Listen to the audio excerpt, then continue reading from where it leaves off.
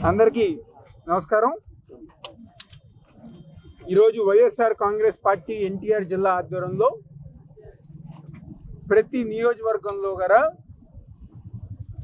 Current ఛార్జీలు పెంచినందుకు నిరసనగా ఈరోజు ప్రతి నియోజకవర్గంలో సబ్స్టేషన్ ఎదురుగుండా కానివ్వండి, లేకపోతే సంబంధిత అధికారులు ఒక కార్యాలయం ముందు నిరసన కార్యక్రమం చేపట్టి అధికారులకి వినతి పత్రం ఇచ్చే కార్యక్రమం ప్రతి నియోజకవర్గంలో ఎన్టీఆర్ జిల్లా వైఎస్ఆర్ కాంగ్రెస్ పార్టీ ఆధ్వర్యంలో జరగడం జరిగింది.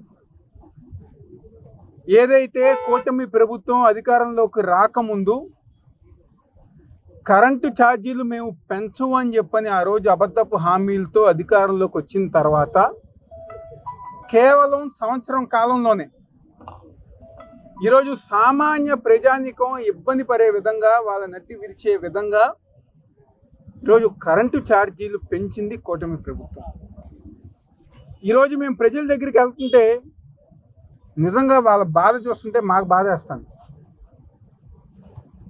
ఇదివరకు 200 రూపాయలు 300 రూపాయలు కరెంటు బిల్లు వచ్చే ప్రజానీకం పాపం చిన్న చిన్న వాళ్ళు ఈరోజు 1000 రూపాయలు 1500 రూపాయలు కరెంటు బిల్లు వస్తాను. ఏ హామీలైతే మేము నమ్మి ఓటేసాము, ఏ చంద్రబాబు నాయుడు అయితే మేము చూసి తనకి తోడుగా ఉన్న పక్కన ఉన్న పవన్ కళ్యాణ్ బీజేపీని చూసి మేము ఓటేసామో ఈరోజు మేము ఓట్లేసి మోసపోయామని చెప్పని ఈరోజు ప్రతి ఒక్కరి గారా ప్రజానీకం ఎంతో బాధపడుతున్నారు. గతంలో గారా డిసెంబర్ నెలలో వైఎస్ఆర్ కాంగ్రెస్ పార్టీ ఆధ్వర్యంలో ఆ రోజు గారా కరెంటు ఛార్జీలు పెంచిన నిరసనగా మేము కార్యక్రమాలు చేసి ఆ రోజు గారికి వినతి పత్రం ఇస్తాం జరిగింది. దాదాపుగా 6-5 నెలలు అయింది. ఏం చర్య తీసుకున్నారు? తగ్గించకపోగా కరెంటు ఛార్జీలు పెంచింది ఈరోజు కూటమి ప్రభుత్వం. ముఖ్యంగా సామాన్య కుటుంబాలు, రైతులు కానివ్వండి, సామాన్య కుటుంబాలు కానివ్వండి, ఎంతో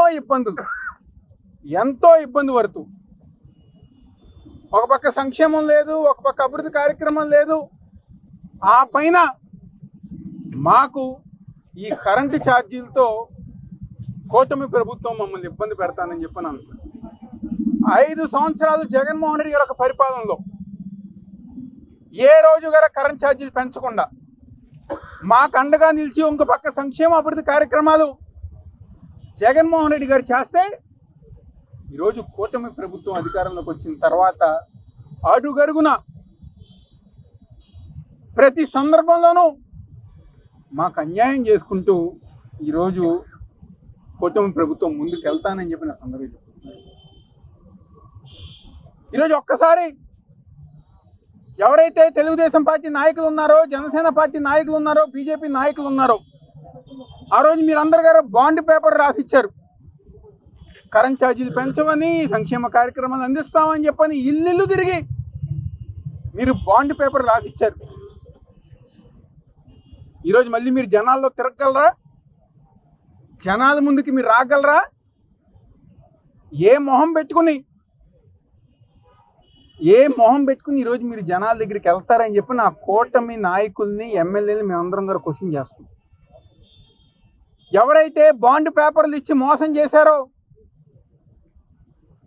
నిజంగా మీరు గనక కరెంటు ఛార్జీలు తగ్గించకపోయినా, సంక్షేమ కార్యక్రమాలు చేయకపోయినా, తప్పకుండా ఏదైతే మీరు బాండ్ పేపర్లు ఇచ్చి ప్రజానికాన్ని మోసం చేశారు కాబట్టి తప్పకుండా ప్రజలతో కలిసి కూటమి ప్రభుత్వ నాయకుల మేర పోలీస్ కేసుగా రాబోయే రోజుల్లో మేము ఫైల్ చేస్తామని చెప్పి సందర్భంగా చెప్తున్నాం. ఈరోజు ఒక పక్క సంక్షేమ కార్యక్రమాలు చేయకుండా, అభివృద్ధి కార్యక్రమాలు చేయకుండా అబద్ధపు కేసులు, తప్పుడు కేసులు, లేకపోతే అక్రమంగా అరెస్టు, ఈ తప్ప కూటమి ప్రభుత్వం ఏదైనా చేస్తానా అని చెప్పిన సందర్భంగా చెప్తున్నాం. 5 సంవత్సరాలు జగన్మోహన్ రెడ్డి గారు ఒక ప్రభుత్వంలో మేము కరెంట్ ఛార్జీలు పెంచకపోయినా పెంచామని చెప్పని మీరు అబద్ధ ప్రచారం చేశారే, ఈరోజు మీరు ట్రూ అప్ ఛార్జీలు పెంచారు. ఎస్సీ ఎస్టీ కాలనీలో ఏదైతే మేము ఉచిత విద్యుత్ ఇచ్చామో ఈరోజు ఆ ఒక ఉచిత విద్యుత్ తీశారు. ప్రతి ఒక్క దగ్గర తీసేసి సామాన్య ప్రజానికానికి అన్యాయం చేసింది ఈరోజు కూటమి ప్రభుత్వం. ఈరోజు ఏంట్రా ఈ రాష్ట్రంలో అంటే అందరి గారు అడుగుతున్నారు. స్థానికంగా ఉన్న ఎమ్మెల్యేలు కానివ్వండి, ఎంపీలు కానివ్వండి, మళ్ళీ ఇంకా నాకు తెలిసి జన్మలో వాళ్ళ పార్టీ వాళ్ళే తెలుగుదేశం అధికారంలోకి రాదు కాబట్టి డబ్బులు దోచుకునే పనిలో ఈరోజు ప్రతి ఒక్క కూటమి నాయకులు ఉన్నారు. ప్రతి ఒక్క చోట లంచం, అవినీతి. నాకు చాలా ఆశ్చర్యంగా ఉంటుంది అధికారులు తీరుగారా. నిజంగా మాకు చాలా ఆశ్చర్యంగా ఉంటుంది. అధికారులు అంటే ఎవరు? నేను తెలుగుదేశం పార్టీ నాయకులా? నేను జీతం ఏమైనా తెలుగుదేశం పార్టీ చంద్రబాబు నాయుడు ఏమైనా జీతం ఇస్తున్నారా పార్టీ ఫండ్ నుంచి? ఎవరు అధికారులు అంటే ఎవరు? ప్రజానికానికి మేలు చేసేవాళ్ళు. ఈరోజు ప్రతిపక్ష పార్టీ వాళ్ళు వచ్చి మేము లెటర్ ఇస్తామన్నా, కలుస్తామన్నా ఈరోజు అధికారులు కలవలేకపోతున్నారు, భయపడుతున్నారు. ఎందుకు ఈ భయం? మేము వచ్చి అలా కౌరులేని అడుగుతామా, లేకపోతే వాళ్ళ ఇంట్లో పనులు, లేకపోతే చుట్టాలు కౌరులేని అడుగుతామా, లేకపోతే మేమన్నా మా పర్సనల్ పనుల కోసం వస్తున్నామా? మేము వచ్చేది దేనికోసం? ప్రజానికం కోసం. మీరు ప్రజానికానికి అన్యాయం చేస్తున్నారు కాబట్టి ఈరోజు ప్రతిపక్షంగా మా బాధ్యత ప్రజల తరఫున పోరాటం చేస్తానికి. మేము వైసీపీ వాళ్ళని కలము, వైఎస్ఆర్ కాంగ్రెస్ పార్టీ వాళ్ళని కలము, ఆ నాయకులకు అపాయింట్మెంట్లు. ఇదెక్కడ సంస్కృతి? ఏ రోజన్నా ఆంధ్రప్రదేశ్ రాష్ట్ర రాజకీయ చరిత్రలో ప్రతిపక్ష పార్టీలని కలవని అధికారులు ఏ రోజైనా మనం చూసామా? ఈరోజు కలెక్టర్ దగ్గర నుంచి, కమిషనర్ దగ్గర నుంచి, పోలీసుల దగ్గర నుంచి, కింద ఉన్న ఎంఆర్ఓ దగ్గర నుంచి, విఆర్ఓ దగ్గర నుంచి, ఇక్కడ ఉన్న కరెంట్ ఆఫీసర్ల దగ్గర నుంచి వైసీపీ అని చూస్తే భయం వేస్తుంది. ఎందుకు భయం వేస్తుంది? మేము ప్రజల తరఫున పోరాటం చేస్తాం కాబట్టి మీరు ఈరోజు అధికారులతో సహా వైసీపీ నాయకులను కలవటానికి భయపడుతున్నారు. కానీ ఒక్క విషయం మీరు అందరి గారు గుర్తుపెట్టుకోవాల్సిన విషయం, ప్రజానికానికి అన్యాయం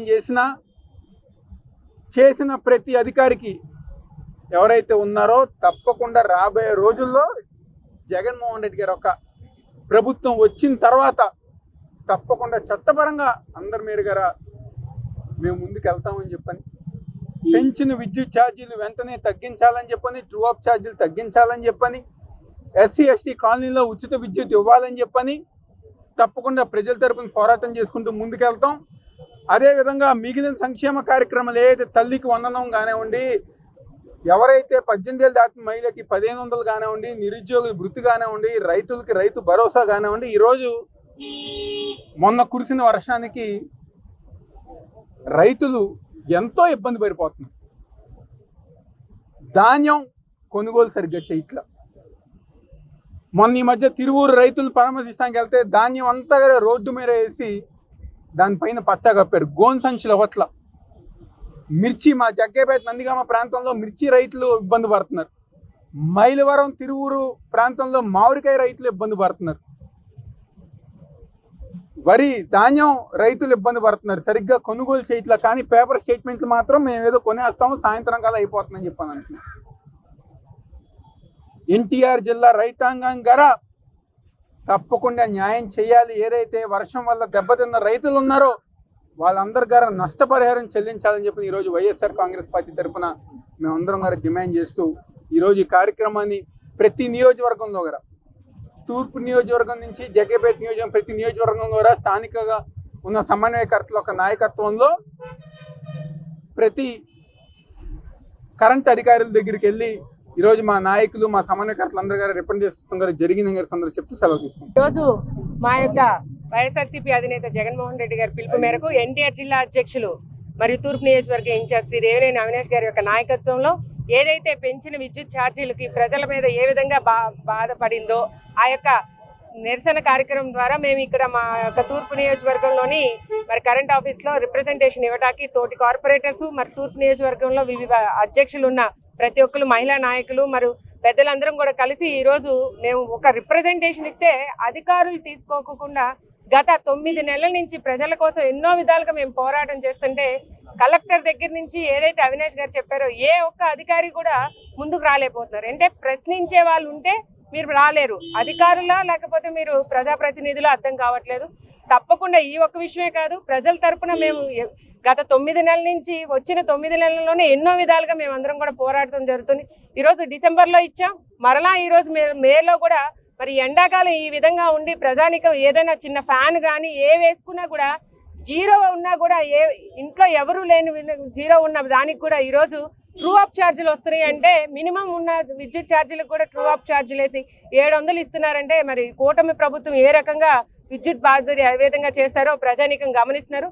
తప్పకుండా ప్రజానీకం ఈ 9 నెలల్లో ఎన్నో విధాలుగా అన్ని రకాలుగా బాధపడుతున్నారు.